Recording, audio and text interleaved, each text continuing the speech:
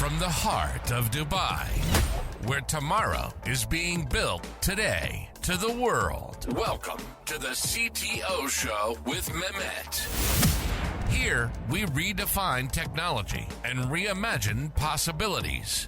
With Mehmet, delve into the riveting realms of AI, cybersecurity, and digital technology. Experience the thrilling highs and lows of startups. Immerse yourself in the spirit of entrepreneurship and witness the future of business innovation being written in real time. Now, without further ado, let's tune in and explore the future. Welcome back to a new episode of the CTO Show with Mehmet. Today, I'm very pleased to have with me my friend Kianosh. He is the founder of Higher Aspirations. Kianosh, thank you very much for being with us today. Can you just let us a bit more about you and your company, what you do? Well, thank you for having me, Mehmet. My name is Kianosh Pourian. I am the founder of Higher Aspirations. So I've been in the tech industry for about 25 years. I started out as a designer, moved to development, engineering, worked at Fortune 100 companies like Staples. Then I continued on to do some freelancing work. And at one point, I started my own custom software development company, which helped different companies build different products. And at one point, we expanded our reach from software to hardware development also. In 2017, I sold that. And in 2018, I exited out. And I've been in different places as VP of engineering. The reason I say all this is because, as you can see, I have been in different parts of technology, and throughout those different parts of technology the roles that I've played different roles in the hiring process. The hiring process, especially in the tech world, is very, what's the word I can use that is kind? It needs a lot of help. We're working. It's a subject matter expert area where people requires, in order to properly gauge somebody, you need to bring subject matter experts in there. And that's, for example, that's where I came in as the engineer. We would technically evaluate the candidates that came in. As I started growing my own company, I started creating hiring process for my company. As I was a VP of engineering at some companies, I helped with the hiring process as a hiring manager and played a conduit in between. And as a result of that, I have experienced different parts of the hiring process and started to get a better understanding of it and some of the issues that I saw and how to fix them. And that's what has inspired me to create Higher Aspirations. And to the work that we do is we're not a recruiting agency of any kind. We just go into companies and we help them assess their hiring process and help them improve. One of the hidden expenses in running a business is the amount of time and budget needed for the hiring of employees, whether it's you're replacing somebody that's left or you're trying to grow your company.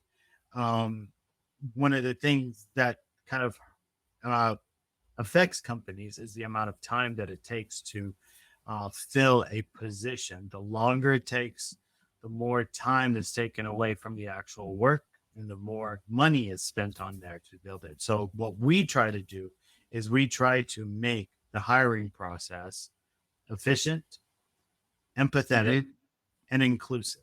That's our slogan. That's our motto. That's what we try to do. And we look at that at every aspect of the hiring process as we go through it. Yeah, that's great to know. Kianosh, great also background being, in the tech for a long time as well. Now, I would like to, dissect this hiring process more, right? Um, so of course you have spotted some, I would say, trends or maybe some common problems, common pain points that led you to become a having this company and becoming a founder. So if we can just start where things get wrong, I mean, what do you think are the biggest pain points for companies? And maybe if we can, I know it's like maybe common, but focusing on maybe startups and tech companies, what are the pain points that they usually face? Well, as I mentioned, what it is a hidden issue with most companies. And the reason I say it's a hidden issue is because everybody looks at hiring as a simplistic approach. Mm-hmm. There's an opening. Uh, the simplest approach has been, okay, there's an opening. Let's get a job description out there. Let's get a flow of resumes in. Let's interview. Let's fill the position. That's a very 10,000 foot view and very simplistic view of it. However, if not done properly, it can take a long time. It can put a huge toll on the people involved in the hiring process. And as a result of that, you'll see you won't see it outright issues, but you'll see symptoms of an issue that the hiring process is broken or needs some help. For example, when the job description is put out there, you'll get a flow of resumes coming in. If the higher percentage of your resumes are the type of resumes that don't fit the job description or don't seem to match what you're looking for, a lot of times companies don't know to look at the actual at the actual job description and see the flaws within the job description that's creating this flow of unusable and, for lack of a better word, inappropriate submissions into the process. You know what I mean? Like, I'm looking for a front end engineer to hire, for example. I need them, if it's a senior position, I need them to know certain things and at certain levels.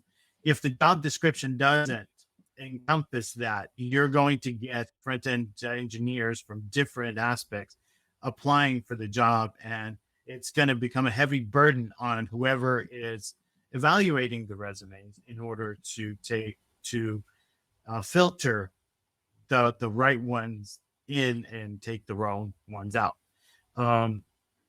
That's one symptom that we saw. The other one is transparency and communication being a huge issue. You'll see on LinkedIn, on Reddit, a lot of people, candidates, companies complaining about whether the candidates are ghosting them or the companies are ghosting the candidates. This is a simple communication issue that can be solved by having a communication plan within your hiring process. You have different stages of hiring, and each stage of hiring should have its own communication plan to go along with it. If I'm at the first stage of the hiring process, my resume is evaluated and it matches the job description, great. I should get I should get an email that says, hey, you're moving on to the next stage. Vice versa, if I don't fit it, then I should get an email that says I do not fit the position and we will not be moving forward to it. A lot of companies, because of the flow of amount of resumes that come in, choose not to communicate that aspect one way or the other, which, in my opinion, in the world of automation and application tracking systems that we have, there's no excuse not to make that communication and communicate back to candidates that way. So those are some of the things that we see as we go through. A good example of a symptom of poor communication is if you look at the HR representative or the hiring manager, which is the point of contact between the company and the candidate. If you look at their email inboxes, you may see a plethora of emails saying from the candidate saying, "Hey, I'm checking in to see where Yeah. my status is on my application." In our humble opinion, there should be very few of those, if close to none. Right? Right. You should have communicated to the candidate where they stand, whether they're moving forward or not, and what to expect as they're moving forward. And Kirosh, do you see this common, like both where companies do internal hiring? I mean, they have their own talent acquisitions team. Um, and also, does it apply if they are utilizing maybe other company services to do this? Like, is it common between both? Yes, yes. And those companies that have internal recruiters and external recruiters. So for example, one of the things that we recommend to our clients is that by building a proper hiring process, when you bring external recruiters in, which they become an extension of your hiring team, they should know your hiring process. And to have that properly set up, the infrastructure, the process in general, and be able to communicate that to an external recruiter to say, at this stage, we expect you to do this, that, and all that stuff. That is very important.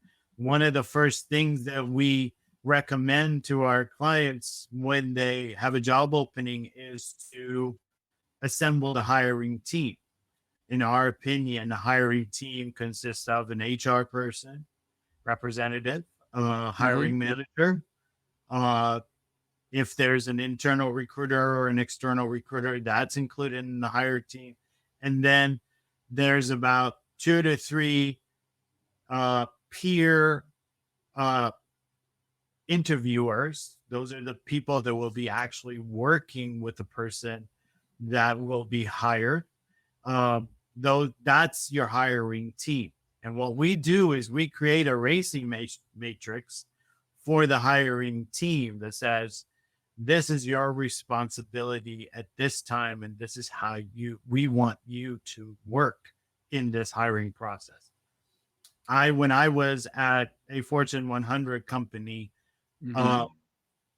I interviewed quite a few candidates. I never knew what our hiring process was. I never knew which part of the hiring process I fit in. The only thing I knew is when my manager would come in, either email me or literally drop off a resume and say, review this. You're going to interview this person on this day at this time. After doing that, I never knew what happened, what my feedback was, what the result of it was. It was very broken, in my opinion. Now, companies are doing a little bit better by bringing people in, but still there's some challenges in there that we think should be addressed and fixed. Okay, that's it's like what I'm hearing. I hear it. Usually, the feedback comes from candidates more. It's good to hear also what happens inside the company as well, because if you look out, you find the number of course, like, which is normal, number of candidates applying to a job. It's much more than the number of jobs available in the market, which is very common. Now, one thing I want to ask you and your opinion and what you are doing about it. So one of the feedbacks we always hear about the hiring process is sometimes, other than not having a clarity on the process itself, but sometimes, it's a lengthy process. So you have a screening, and then you have first meeting or first call with a hiring manager, and then what what are you seeing in that area, and how you advise your clients to streamline that side? Right. So one of the things we don't go to a company, first of all, with a predisposed set of rules or Mm-hmm. how to do things. We have some standards that we follow, but we don't have a template that we go to a company and say, this is how you should do it. One of the first things that we do is we interview the company, we evaluate the company, we assess their hiring process. We get an understanding of what the company is all about, what their mission is, what their culture is all about. Then what we do after assessing their hiring process, we give them feedback, which is, here's what you're doing great. Here are the areas that you need to improve. Now, the follow-up to that is we can help you create a hiring process that will meet your needs. And each of these hiring process that we create is a unique hiring process for that company that matches their mission and their culture and their people alone. So we highly recommend that people take a look at their hiring process in general. Now, with that also comes how to evaluate a candidate and what their interview process should be all about. Some companies think the lengthier it is, the better, the more people involved, the better. We don't agree with that. We think you can evaluate a candidate in 2 or 3 interviews. You don't need much more than that. Now, again, if it's a certain position at a company that requires, if it's a more senior position, maybe a little bit more people, but I wouldn't go. I've seen some companies send back emails to people that say, okay, here's our hiring process. It includes seven different steps, home projects, one-way video interviews, screening, behavioral screening, all these different things. I think some of these are just basically more of a fluff. It doesn't. It's you really the best approach of evaluating candidate is one-on-one conversational type interview. And when I say conversational type, I'm moving away from interrogatory type of interviews where you ask a question and they answer. It should be more of a, I've looked at your interview. I was specifically interested in this one position that you did 2 years ago. You mentioned that you improved, you provided efficiency in the QA process. Can you talk to me a little bit more about, let's talk about that, because we have issues with our QA process, and I would love to know what your experience is like. Those are the type of questions that get people excited to talk about what the work that they've done, and you can easily evaluate that person, whether they know what they're talking about or not. Silly questions like, why do you want to work for our company? Or just clearly, when I go into interviews and that's the first question I'm asked, clearly it tells me 1 or 2 things. 1, they haven't read my resume. 2, they're not sure how to interview, because that type of question, why do you want to work for our company, is not a question you ask a candidate. In my humble opinion, why somebody wants to work for a company, it's the interviewer's responsibility to sell their company to the candidate and tell them why they should work for the company, right? Yeah. Me as the candidate, the cursory research that I would do on a company is I go to their website, fine, mission statements there, all that stuff. That's great. I can talk a little bit about that. I can talk to some, even if I know somebody with that company, they can give me some insights. That's great. But until you actually work at a place, you really don't know what's so attractive about that place to be able to cogently talk about it. But as an interviewer who has worked for the company X amount of years, they should be able to say, these are all the things that I love about my company. And that's why I think you as a qualified candidate should come work for us. Right. Yeah. So, I lost the question, but No, you answered it actually, Kianosh. I want to add something here. What I believe is, uh, so there is a miseducation for people about how they should approach. I mean, if they are candidates, right? Now I know like you help companies who are hiring. I want to be like kind of on the other side, and if someone is listening or watching this, I believe the thing that you need to do, as you mentioned, like it's a long term relationship. Maybe you're gonna go work there for 5, 6, 7 years. We never know. So I believe the candidate needs to be also ready to ask and question. And if he gets such questions from the company, it will have a red flag. Hey, okay, what are these guys trying to do? As you said, like um, unfortunately, I would say, and maybe you would be able to change this with the work you are doing, and I can do it just by spreading knowledge. Like, like if you have a talent, really, you don't need to show yourself also desperate. And if they ask you this question, oh, after 5 years, I would be, I'm seeing myself as the upper, right. you know, Yeah. right? So, um, you mentioned something about communication, Kianosh, which is very interesting. Now, like I wonder how if I am in the place of a talent acquisition guy, who receives thousands maybe of messages, emails, LinkedIn, all these per day, how really this can be optimized?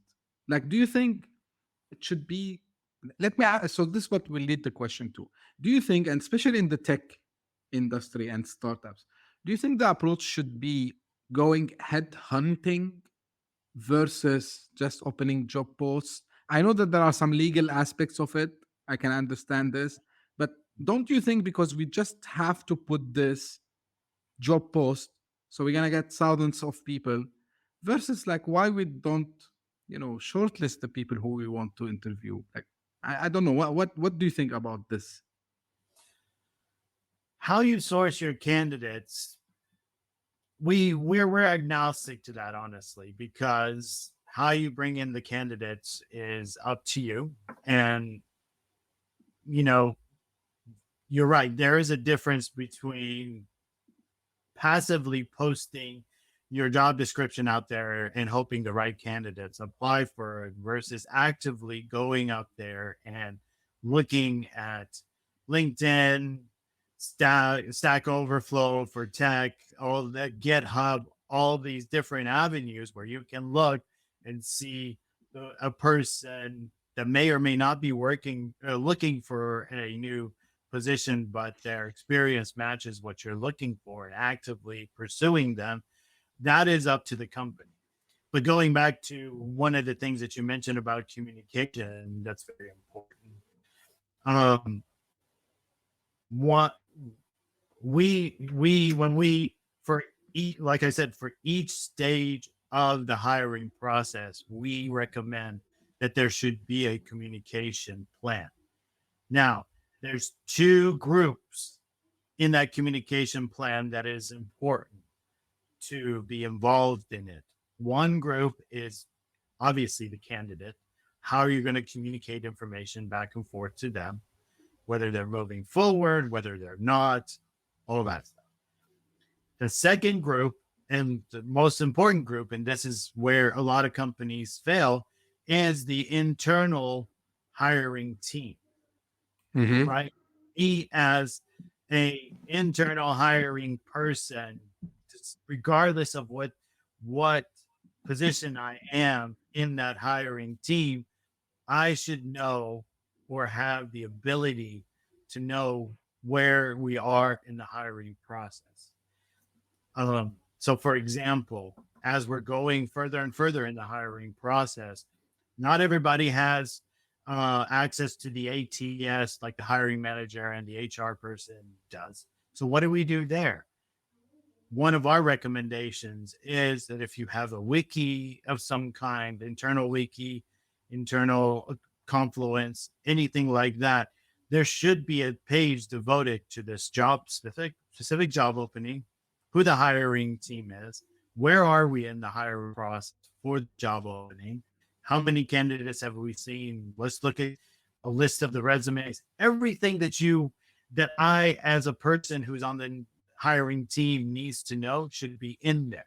We go even further and we recommend, hey, Joe, as you're going in and you are interviewing somebody, please take notes. And we put these notes up on these wiki pages for other members of the hiring team to take a look at, so they'll know what questions you've asked, so they don't repeat the same questions, and also what kind of answers they've gotten back, to see if they read the answer and they want, hey, I would love to know a little bit more about this answer that they gave here. I'm going to follow up on this with my during my interview. So those are the things that we think everybody should know. Me as an interviewer, I should know that candidate A that I liked, maybe my fellow guy that interviewed him didn't care for him too much. That's fine. Let's talk about it. Let's see how it is. So those are some of the things that we recommend as we're going through the communication. And along this line is another plan that kind of complements communication is documentation. Mm-hmm. Wiki page, the ATS, all that stuff becomes very important. I've seen a lot of companies post a job, go through the interviewing process, couldn't find anybody, so they repost the job again.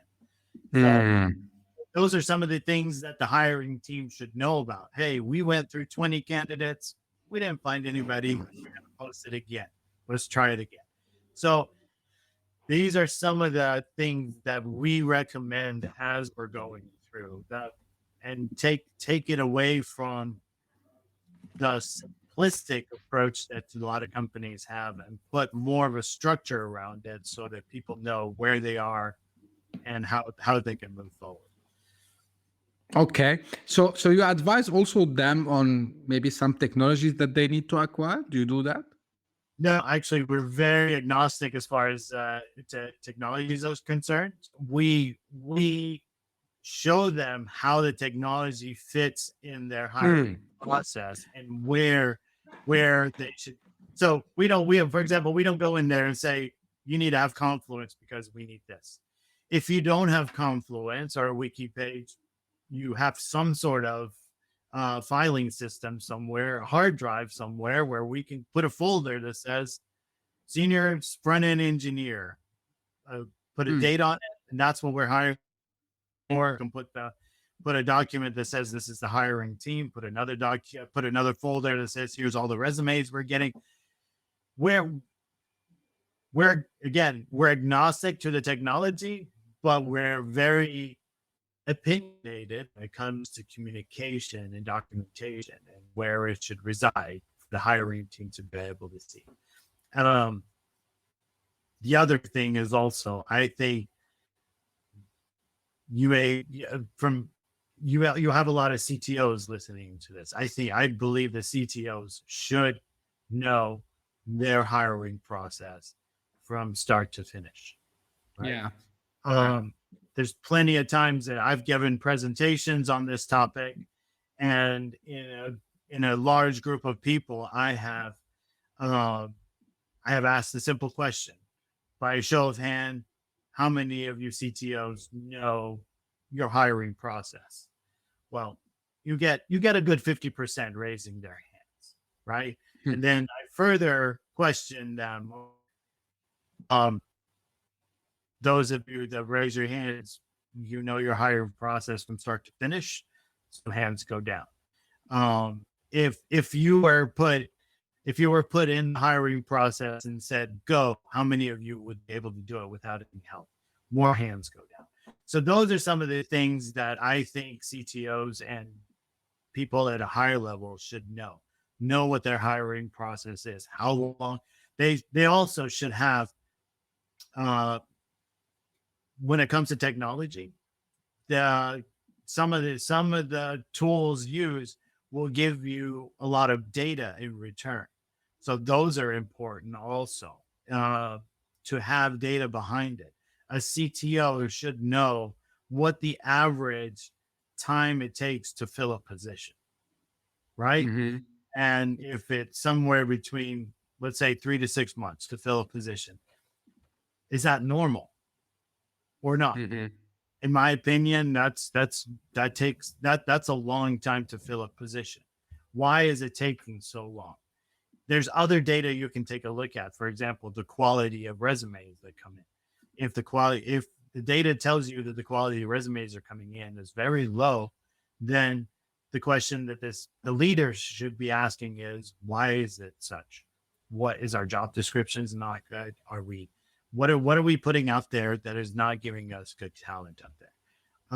So the data gives you a lot of information that you can always go back to and see.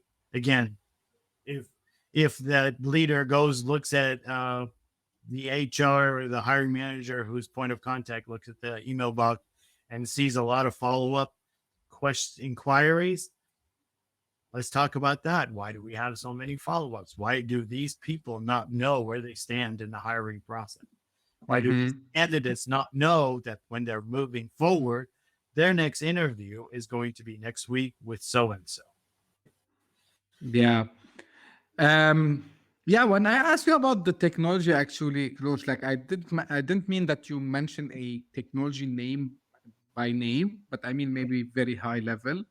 Yeah, and by the way, I like I would call, because myself, I use it as well, vendor agnostic, right? So when I go to a place and I see there are some maybe repetitive tasks, maybe I see, they are missing some solution.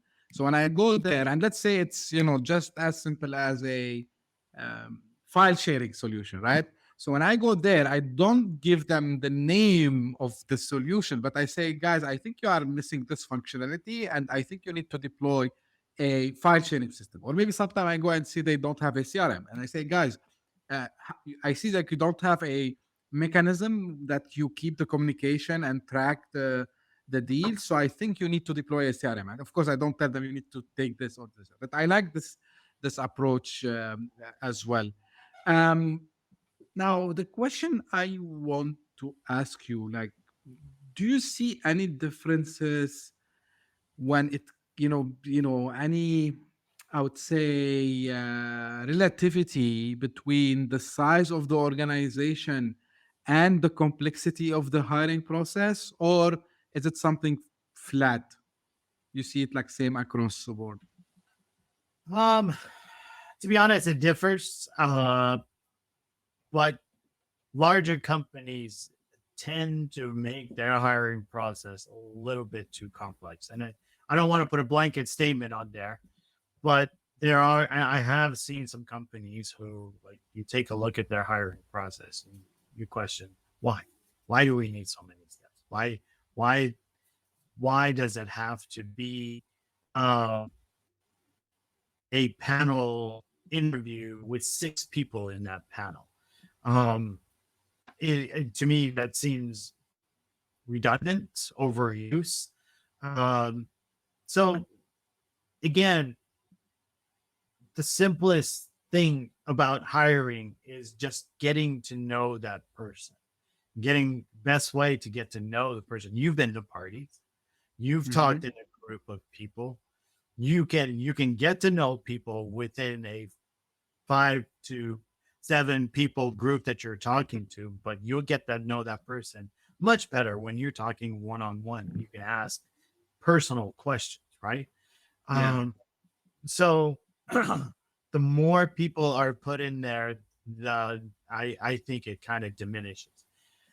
The other thing is also, again, this goes back to one of the things that you mentioned, teaching people how to ask questions or what questions to ask. And even so, one of the recommendations that we have is, before you put your job description out there, there's a level of pre-planning that needs to be done. Mm-hmm. First step, assemble your hiring team. Once that is assembled, you set the roles and responsibilities and all that jazz. Then you need to start when you establish your interview process, you at that point, or even down the line, you can say, okay, Joe, you're going to be interviewing this person, and let's find out how technically savvy they are, and let's look at what type of culture they're looking for.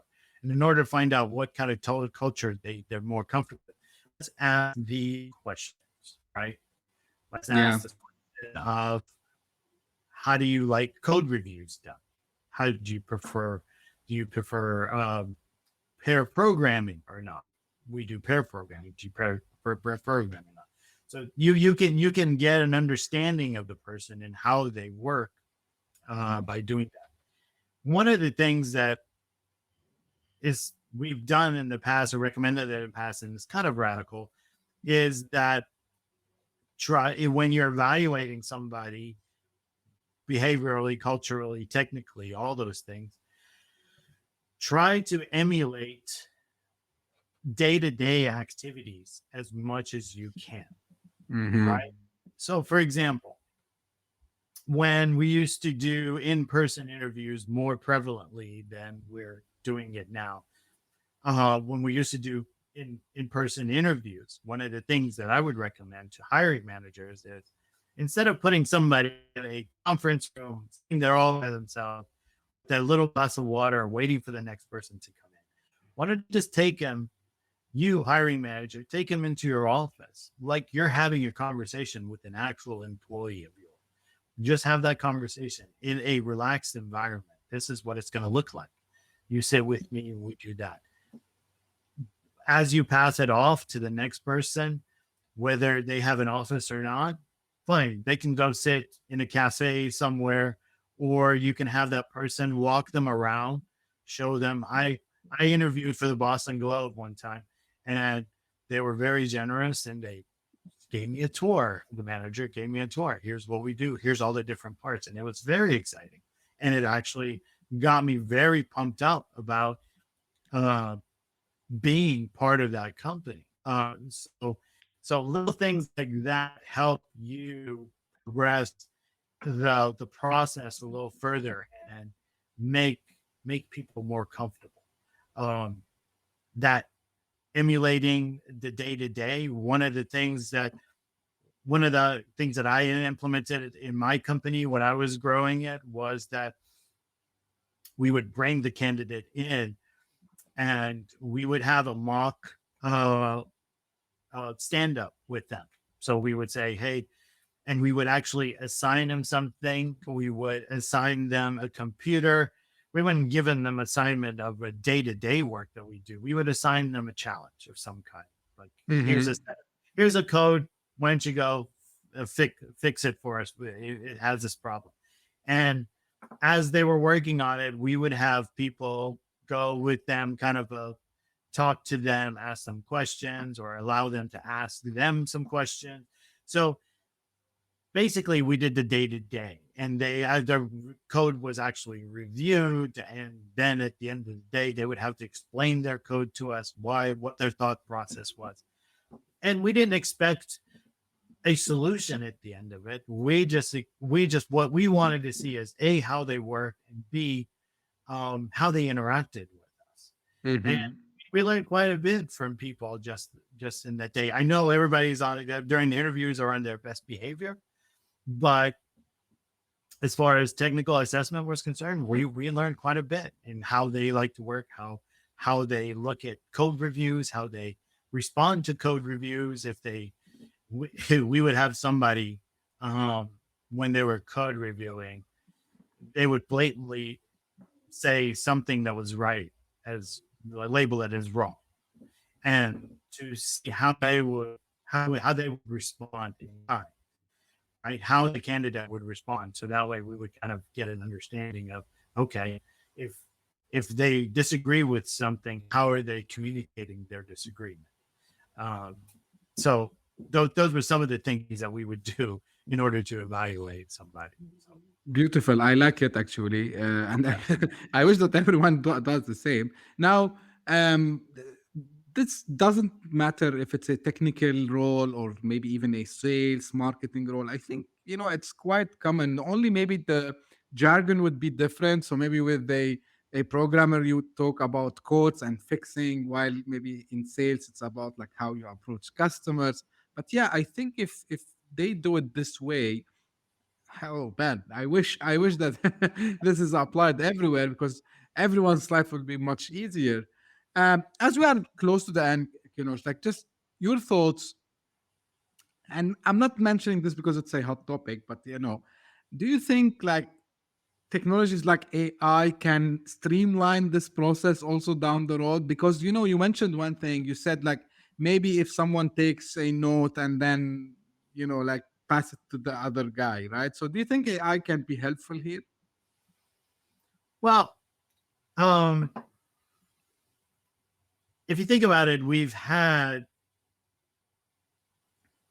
an extension of AI a little bit in some of these behavioral tests that we have out there, Mm-hmm. like predictive index and things like that, where you answer a few questions and it kind of puts you in a certain category of some kind, that tells you, okay, you like to interact with people in a social manner, or you like to interact with people more in written manner, and things like that. So it's been around, and I think AI at the infancy that it is right now is at best is going to give you those same results. Um, there also, I mentioned some companies have one-way interviews, which if we kind of say AI is an extension of that, which you're basically not talking to a person, you're talking to a machine of some kind. Um, I don't think it's very popular right now, but maybe down the line in the evaluation part of it, in the data that we put in, again, you mentioned the example of somebody having notes and things like that. So maybe at some point, the whole note taking, the whole documentation process goes through an AI evaluation, which at the end spits out the top 3 candidates and tells you, hey, these are based on the answers that they've given you that you've documented. We think these 3 people are the best, and here's why. Right? Maybe AI can do that part of it, but I feel like interviewing and hiring is much of a personal process that requires human interaction that I don't know. I can't wrap my head around AI doing some of that work, taking some of that burden off. But Yeah, fair enough. maybe I don't know as much about AI as I thought I would know. But Yeah, that's fair enough. Kianosh, I have a very famous last question. Is there anything you wished I asked you, and how you answered it? Well, I guess the question would be like why people need our service, Yes. which is I think it's with the pandemic happening and the great resignation that resulted from that. Hiring has changed quite a bit in the last 2 or 3 years. I mean, just the remote work aspect of it right now is still in flux. You see job postings up there that say are remote, but then you read further down and it says you have to be on site 2 or 3 days a week. Well, that's not remote, right? So our definitions of hybrid, remote, on site differs from one job description to another. So to have uniformity would be great. And to have the ability to kind of think beforehand, pre-plan beforehand of how you're going to do your hiring, what you're going to do moving forward is important. And I think the reevaluation of your hiring process, not to see what you're doing wrong, but to see what you can do better. You and I, we've been in the business long enough to know that we don't know everything, and that there every day I'm surprised at somebody coming and showing me something that I did not know. And don't look at us coming in as a criticism of your current process, but more of show us where we can improve. Because right now, I think in the market now, there's a lot of people looking.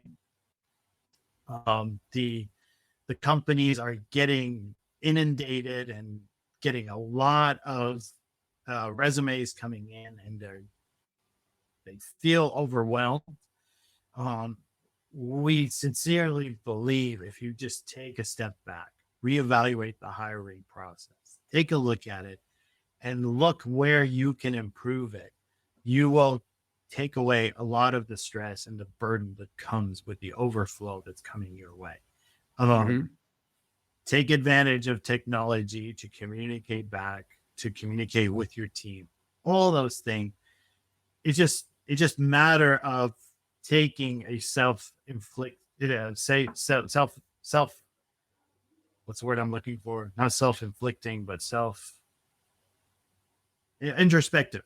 Take an introspective look into your own process and do that. And if you need our help, give us a call. We would love to help out. But if you get a chance to look at your process introspectively, it would be great to improve. Because honestly, I've been on Reddit and LinkedIn. You'll see there's a lot of people who are frustrated with the hiring process, and it's affecting them mentally. Depression and anxiety is increasing quite a bit, and a lot of it has to do with not knowing where they stand. A simple email of, nobody likes a rejection email, but at least having that closure of, okay, I'm not considered here, I need to move on, goes a long way to help with the mental health issues that are happening nowadays, as opposed to not communicating, not letting them know, and dragging them around for like 2 or 3 weeks until finally giving them an answer is not helpful to anybody. So if I can recommend out there, please reevaluate the hiring process, because it's hurting the people out there who are looking for a job mentally, and it's having them. If we don't see it now, we will see it in the future, the effect that it has on people. Yeah. Where they can find more, Kianosh, about you and your company? My company, Higher Aspirations, it's higher-aspirations.com. We're on LinkedIn. We have our own site. If you find us, please reach out. We're happy to answer any questions you have. Sure. I will make sure to put that in the episode description. Just on a final note on what you mentioned, and here, if you allow me to put my final 2 sentences, I agree with you, Kianosh, because back in the days, I was, a candidate for many companies, right? And 100% agree with you. I prefer 100 times to get a rejection email at that time rather than keep chasing and, I don't want to say other word, but, like running after the hiring manager or the HR guy or whoever he is or she is. I respected always the companies that used to send email, maybe 1 week after I submit a resume saying, hey, okay, we appreciate, your efforts. You send us your resume, you're not qualified. Okay, bum. It's out of my head. Let's go and move to something else. I appreciate these companies. Now, on the other part, like once if you get the phase 1 and then, they disappear, in my opinion, this is a red flag. It's a huge red flag, because that means these guys internally, if they are doing this with you as a candidate, who knows how they deal internally. You never know, right? So this is why I agree with you on this and on the mental health issues, because unfortunately, I've seen I'm more active on LinkedIn, and I've seen, really heartbreaking posts from people who you can feel how, stressed they are, how sad they are.